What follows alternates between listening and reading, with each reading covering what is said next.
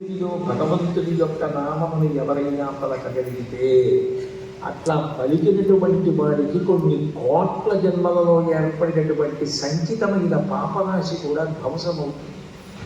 చిట్ట చివర పలకడం అన్నది అంత గొప్ప. నిజానికి సత్సంగములు ఎందుకు ఏర్పాటు చేసుకుంటారు అంటే ఇటువంటి మహాప్రయోజనం కోసమే సత్సంగం ఏర్పాటు చేసుకుంటారు.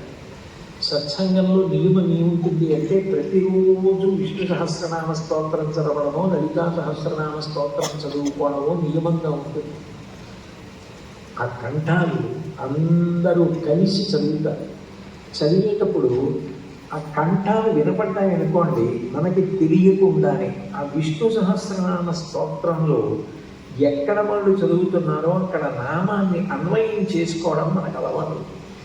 ఉదాహరణకి ప్రతిరోజు అందరం కలిసి విష్ణు సహస్రనామ స్తోత్రం చదువుకుంటున్నాం అనుకోండి, ఆ నామం వినపడగానే మనం అప్రయత్నంగా ఆ నామాన్ని పలుకుతాం. ఉదాహరణ చెప్పాలి అంటే ప్రతిరోజు అందరం కలిసి 50 మందిని సత్సంగం అన్న పేరుతో విష్ణు సహస్రనామ స్తోత్రం చదవడం అలవాటు చేసుకున్నాం అనుకోండి. ఒక ఆయనకి ప్రాణోత్క్రమణం అవుతోంది, ఆయనకి ప్రాణం పోయే సమయం ఆసన్నమైంది.